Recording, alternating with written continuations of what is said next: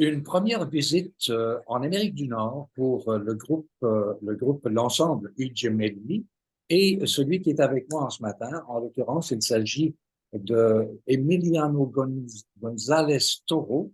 Et comment ça se passe jusqu'à maintenant? Vous êtes à New York au moment où on se parle. C'est ça, on vient d'arriver à New York. Demain, nous faisons une répétition pour nous acclimater un tout petit peu. Et après-demain, nous faisons le premier concert de cette toute première tournée aux États-Unis et dans l'Amérique du Nord pour les Gemelli. Et donc, on commence d'abord à New York, on ira à Boston et on finira cette petite tournée à Montréal. Alors, des airs baroques italiens, certains que l'on connaît et d'autres pas. Ah oui, c'est un peu l'idée aussi.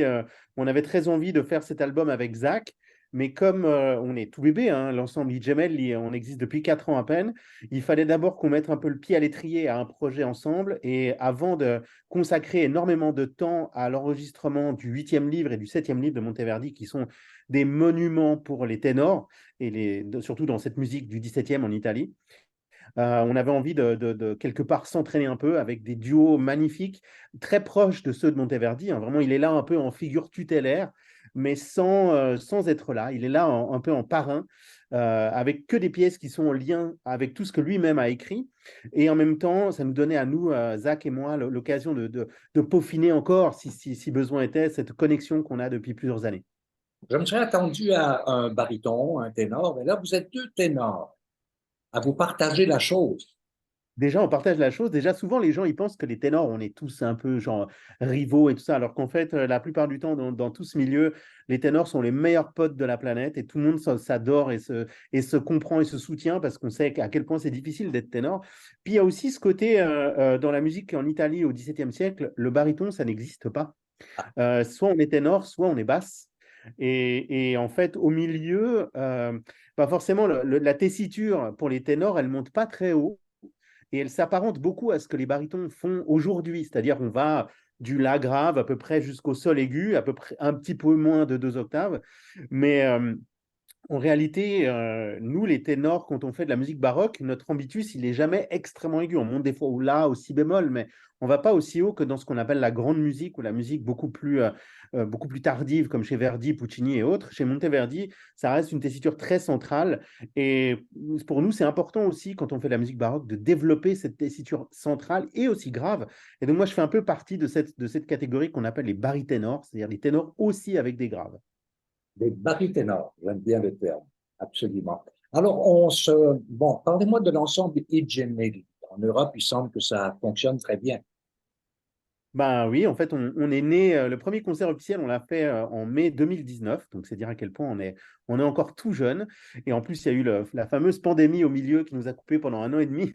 Alors, c'était vraiment, on est à notre troisième vraie saison qui va commencer là tout bientôt. On a enregistré pas mal de disques. On a monté cet ensemble avec Mathilde Etienne, qui est donc pas seulement mon épouse, mais aussi ma collègue et co-fondatrice de l'ensemble, qui porte, tout comme moi, la responsabilité artistique de tout notre travail. Et c'est vraiment un travail collectif. On travaille vraiment de façon bicéphale. Et c'est très important pour nous de travailler aussi cette musique du 17e. On essaie de revenir un peu à la source. C'est ce qui fait un peu notre singularité. C'est-à-dire que si vous allez voir, j'imagine, le concert qu'on va donner à Montréal, et les gens qui nous ont vus en Europe, ils ont vu qu'on arrive à faire des concerts de 3 heures en montant des opéras comme Orfeo, comme Popée, comme Ulysse, et il y en a d'autres qui vont venir les saisons qui viennent, sans que personne ne dirige. En fait, on s'est un petit peu penché sur la question, et en réalité, au 17e, tous les compositeurs sont avant tout des chanteurs. Et le concept de quelqu'un qui dirige depuis un clavier, par exemple, ou depuis un autre instrument, est quelque chose qui n'existe pas du tout à cette époque-là. Et donc, on s'est dit, bah, tiens, on va essayer de travailler cette musique comme si on faisait de la musique de chambre, en s'écoutant, en se donnant un peu la parole les uns les autres, en travaillant d'une façon beaucoup plus collective, ce qui fait qu'il y a une énergie sur scène qui est vraiment assez sympathique et Ça me très semble très positive. actuel, ça me semble très actuel tout ça. Et j'aimerais que vous parliez, Ouais. Emiliano, de l'ensemble. Vous êtes combien et vous touchez quels instruments? Ah bah en fait, ça dépend complètement des projets. À Room of Mirrors, on est une petite dizaine. Sur un Ulysse, on est pratiquement 30. On va faire les VEP de Monteverdi au mois de janvier, on sera plus de 45. Ça dépend complètement du format du concert et de ce dont on a besoin. Après, il y a vraiment quelque chose de l'ordre de quels instruments on joue. Ben, là, on voit très bien, il y a une harpe triple, il y a aussi du théorbe, du luth, des viols de gambe, des cornets, il y a des basses de violon, il y a des violons, il y a un peu tous les instruments de la musique 17e. Et puis aussi, ce sont évidemment des instruments anciens, mais ce sont des copies, hein, ce ne sont pas des originaux du 17e siècle. Et donc, sur A Room of Mirrors, par exemple, on va avoir deux violons, une viole de gambe, un violoncelle, un orgue, un clavecin. On va avoir aussi la harpe, le luth et le théorbe. Bon, alors, avant de parler du programme comme tel, j'aimerais bien savoir comment ce groupe s'entend entre eux. Vous me semblez être tous à peu près du même âge, de la même génération, et j'ai l'impression que ça doit donner l'espèce de dynamique qu'on s'attend de chez vous, étant donné que vous êtes encore un peu vert. Un peu vert, c'est gentil, hein. Moi, j'ai pratiquement 25 ans de carrière derrière moi déjà, même si la génétique fait que je ne fais pas tout à fait mon âge. Pas tout à fait, j'ai dit, hein. Mais en réalité, moi, ça fait déjà 25 ans que j'écume toutes les scènes du monde, y compris, je suis déjà venu à New York, mais avec d'autres ensembles et d'autres chefs, ou y compris à Montréal.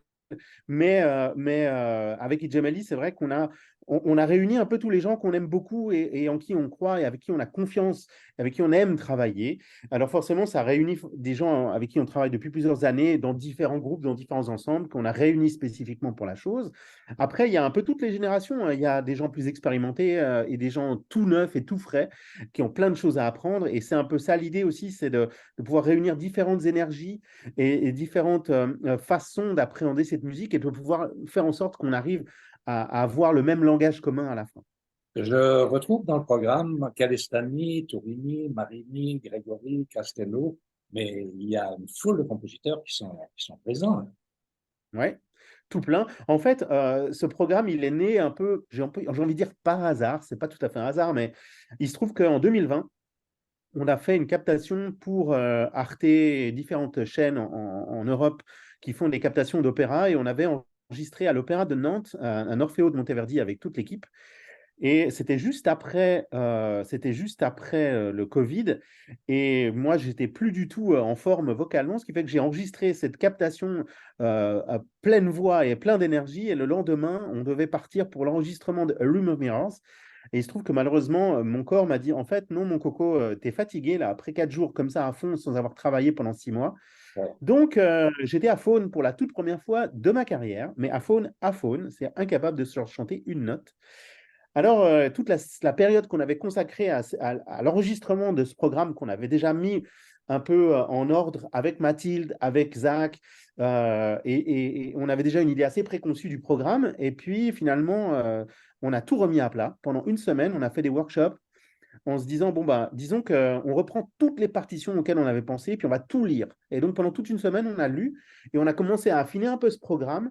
Et c'est ce qui a donné un programme finalement assez bigarré, assez riche de différentes couleurs et de différentes ambiances, mais avec comme dénominateur commun systématiquement un lien avec Monteverdi, soit au niveau du livret, parce que le livret a été partagé par Monteverdi, soit au niveau de la thématique, une thématique par exemple pastorale, soit au niveau du concept du duo, de fait de chanter ensemble quelque chose qui rassemble un tout petit peu les idées de Monteverdi, ou bien par exemple rythmiquement, on fait par exemple une chaconne qui s'appelle chez nous Mai non di Sciolgasi, mais qui rappelle beaucoup Zeffiro Torna, par exemple, de Monteverdi. Chaque fois, il y a un lien.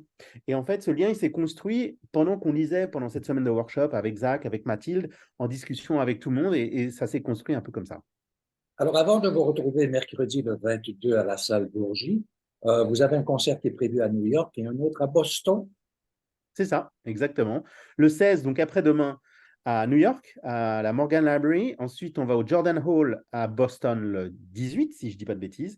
Et après, on fait un road trip. Pour la toute première fois, on va aller de Boston à Montréal en voiture parce que comme on a beaucoup d'instruments avec nous, la harpe, le luth, le théorbe, la guitare, les viols de gambe et tout ça, eh ben, prendre un avion dans ces conditions, c'est compliqué. Et donc, on s'est dit, on va se faire un petit road trip. Ça va être sympa avec toute l'équipe là. Alors, vous passerez par la montagne. Je ne vous souhaite pas de neige parce que ça peut arriver Ça peut rapidement arriver.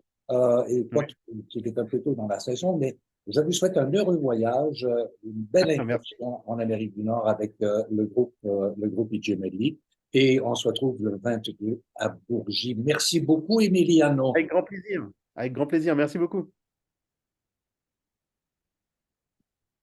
Voilà, alors c'est terminé. Je te remercie beaucoup de t'être rendu disponible et d'avoir accepté de faire un petit... Ah, bonjour, Voici madame. Mathilde.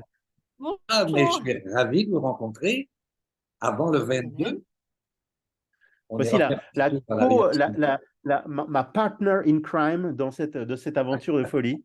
Le deuxième lobe du cerveau. C'est ça, Ouais, non, c'est même le cerveau de la bande. alors, le gauche ou le droit? Bon, ça dépend des jours. Hein. Ça dépend de l'humeur. Des fois, on échange. Ouais. Qu'est-ce que ça donne à New York en ce moment, côté température? Est-ce qu'il fait frais, doux? Il fait très bon. Il en fait bon, il très fait une douzaine de degrés Celsius. Bon, c'est Je ne parfait. connais pas en Fahrenheit ce que ça donne, mais franchement, c'est très agréable. Ouais. Très hâte de vous rencontrer tous les deux en visu. Ouais, oui, en vrai. Et bon concert, à la fois à New York et Boston. Merci beaucoup. Merci beaucoup. Allez, À ciao. bientôt. Bye bye. Au revoir.